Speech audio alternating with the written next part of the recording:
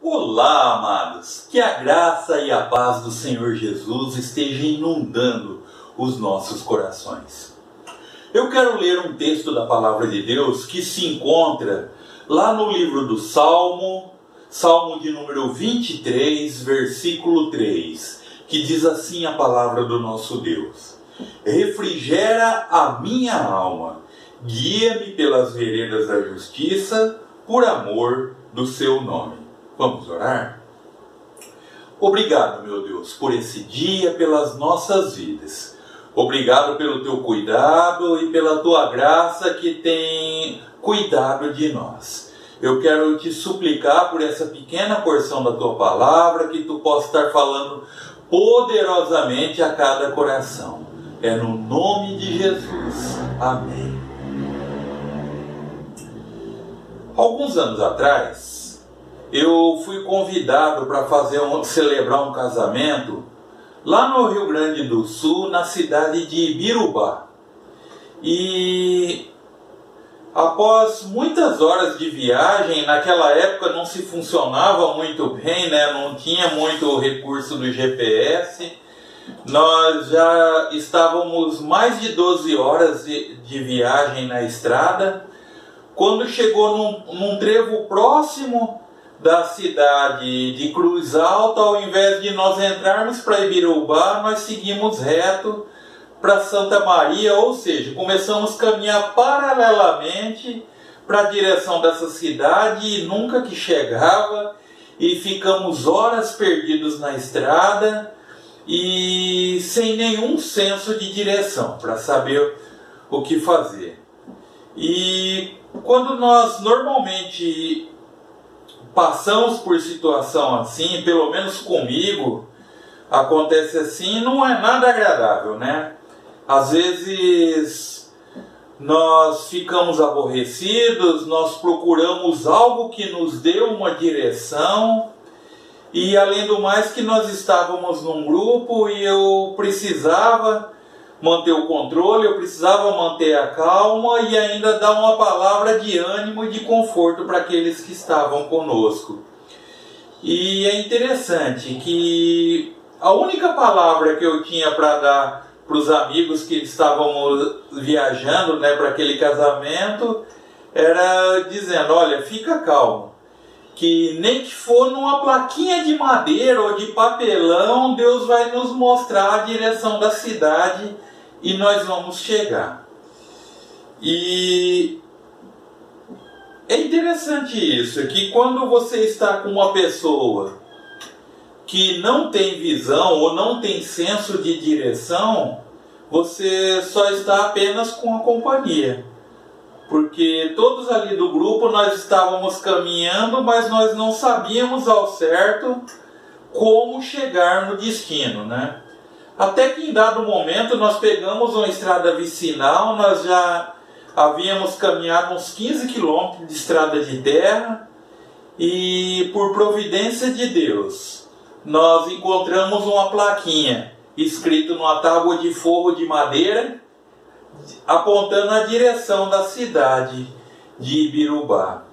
É interessante que com isso nós paramos ali, agradecemos ao Senhor pela providência, e foi como se nós tivéssemos a nossa esperança renovada, porque com aquela pequena atitude Deus estava nos dando um senso de direção e mostrando que nós estávamos a caminho do nosso destino. E é interessante que às vezes pequenos detalhes como esse, às vezes é o suficiente para renovar as nossas esperanças. Ou, nas palavras de Davi, trazendo um refrigério para a nossa alma. O Salmo de número 23, eu gosto muito da dinâmica desse salmo, porque ele traz sempre uma palavra de conforto, uma palavra de consolo, uma palavra de revigoramento para as nossas vidas. E seja qual for o momento da sua vida, eu creio que você sempre precisa de um refrigério para a sua alma. E é interessante que o nosso grande pastor, o nosso sumo pastor, que é o Senhor Jesus, ele é especialista em restaurar as nossas almas. Tudo muda na nossa vida quando Jesus entra na história. A sua solidão diminui, pois você nunca mais está sozinho, pois você desfruta da companhia do Senhor Jesus. O seu desespero desaparece, pois agora você tem uma visão direcionada pelo próprio Deus. A confusão começa a dissipar, porque você agora tem um senso de direção, ou como diz nas palavras do apóstolo Paulo, mas eu sei em quem tenho crido, eu estou bem certo que é poderoso para guardar o meu tesouro até aquele dia. O bom pastor, ele sabe que você não foi feito para estar perdido. Jesus, ele tem plena confiança e ele tem plena consciência que nós não fomos criados para viver em confusão. Que nós não fomos criados para viver sem senso de direção, para não saber para onde ir, para não saber o que fazer. Por isso que Jesus, ele veio para nos dar a direção certa. Ele tem a visão correta e ele sempre nos lembra disso, que afinal de contas nós não somos peregrinos e forasteiros dessa terra, como diz lá em 2 Pedro, capítulo 2, versículo 11. Jesus, ele não somente nos dá uma esperança renovada, mas ele removendo os obstáculos, como na situação que aconteceu comigo, ele me colocando novamente na trilha, me dando novamente um senso de direção, mas ele restaura a nossa esperança, dando-se a si próprio. Mateus capítulo 28, versículo 20, o próprio Senhor Jesus, ele nos garante que eis que estou convosco todos os dias, até a consumação do século. Ou seja, Jesus, ele não somente nos dá o senso de direção, mas ele nos garante a sua presença constante na nossa vida. Ou seja, se você está sem direção, se você não sabe o que fazer nessa vida, busque a Jesus, pois ele tem a direção que você precisa. Ele tem a resposta para os seus dilemas, ele traz a solução para os seus problemas. Você precisa de refrigério? Chame o bom pastor. Ele conhece a sua voz e ele está apenas esperando o seu pedido para estar te ajudando nesse momento. E o texto aqui fala: refrigera a minha alma e guia-me pelas veredas da justiça, por amor do seu nome. É interessante, alguns anos atrás também, não sei, talvez essa quarentena tenha me deixado um pouco saudosista, mas alguns tempos atrás, me fez lembrar de alguns anos atrás, uma família muito amada que morava ali em Alfredo Marcondes, frequentava a Missão Batista ali em Alfredo Marcondes, o irmão José Vicente Lucati, a irmã Raidalva, suas filhas. Eles sempre nos acolheram, sempre nos receberam muito bem, e uma vez por mês tinha um tradicional junta-panelas, que juntava todas as pessoas, cada um levava um prato e era uma alegria só.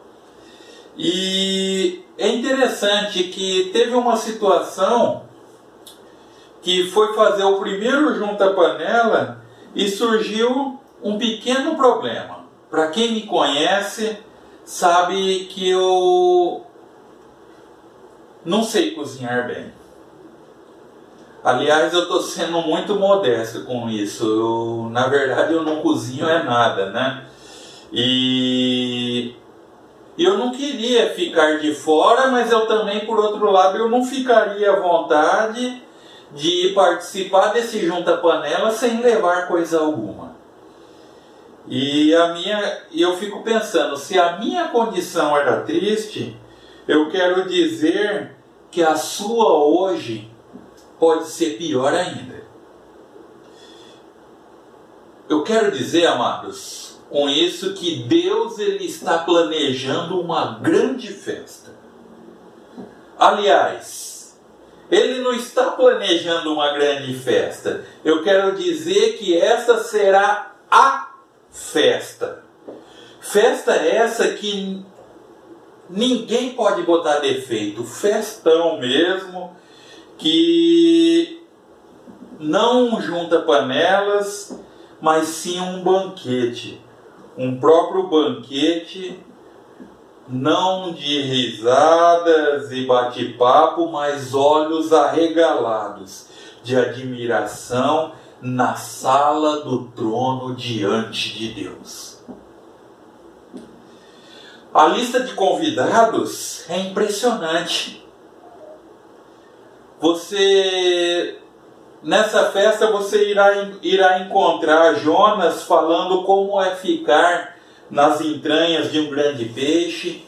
Você encontrará, ou talvez poderá até sentar ao lado de Hudson Taylor falando como que eram os costumes ali da China.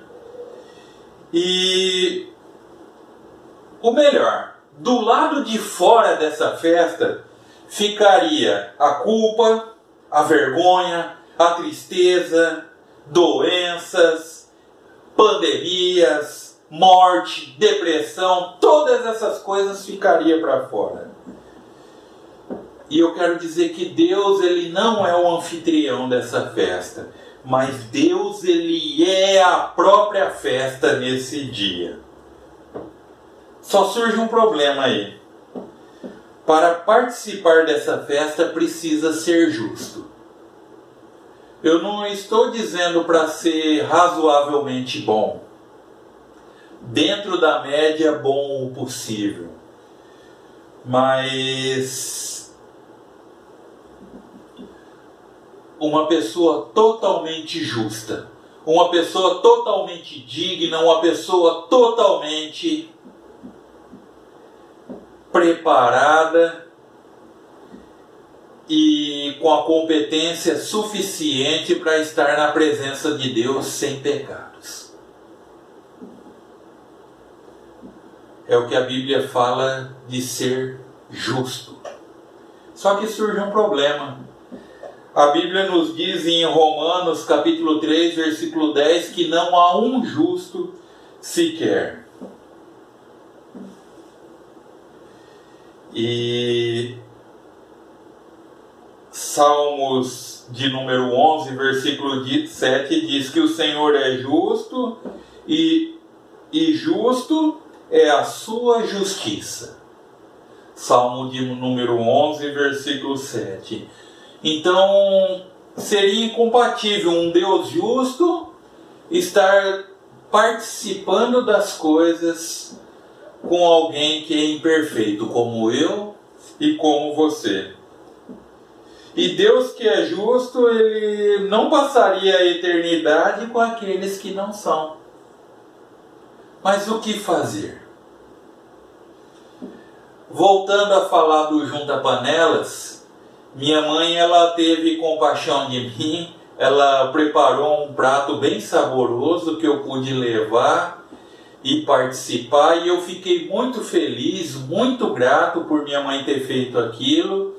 E não somente isso, mas eu fiz questão de todos saberem ali que aquele prato que eu levei foi a minha mãe que havia feito. Isso me arremete a um texto da palavra de Deus, que é 1 Pedro capítulo 3, versículo 18, que diz: porque também Cristo padeceu uma vez pelos pecados, o justo pelos injustos, para levar-nos a Deus. É interessante que esse texto é como se Davi estivesse dizendo a mesma coisa, mas de uma outra forma. Ou seja, guia-me pelas veredas da justiça, por amor do seu nome. Eu quero dizer para você que a vereda da justiça é uma trilha muito estreita e sinuosa que nos leva ao monte. E no alto desse monte, creia, existe uma cruz.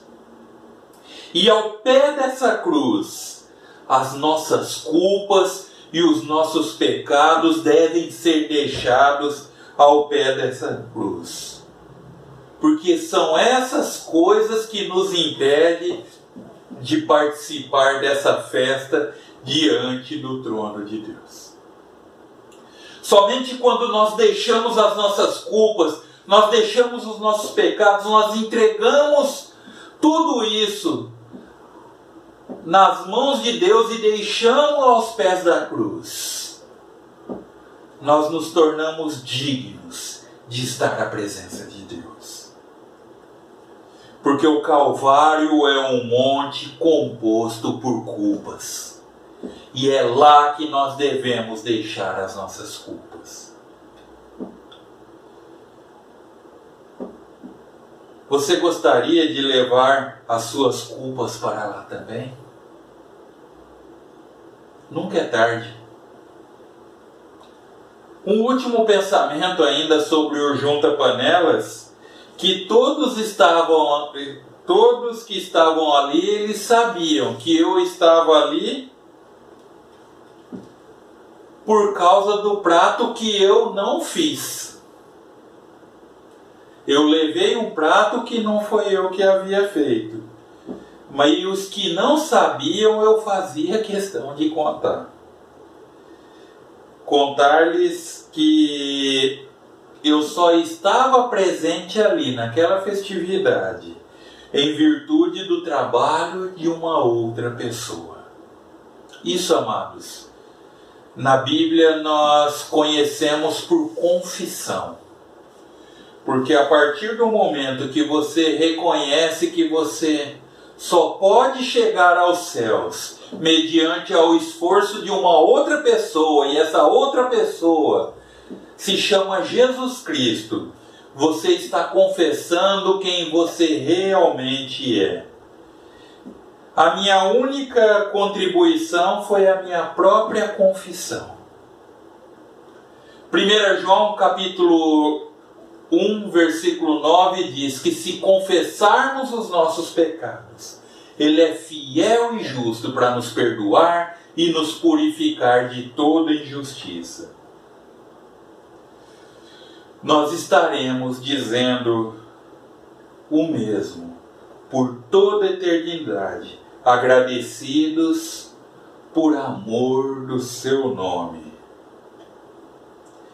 Pois somente Deus é aquele que refrigera a nossa alma, e Ele que nos guia pela vereda da justiça por amor ao seu nome. Que possamos refletir a esse respeito e que Deus assim nos abençoe. Vamos orar? Obrigado, meu Deus, por esse dia, pelas nossas vidas.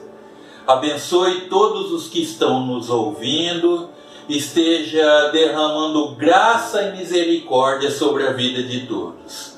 Ó Pai Santo, eu te suplico por aqueles que estão passando por algum tipo de enfermidade, que o Senhor libere cura sobre as suas vidas. Eu te agradeço, ó Pai, pela vida de todos os médicos, de todos os profissionais na área da saúde, que o Senhor esteja abençoando, protegendo-os, ó Pai, livra-os de todo o mal.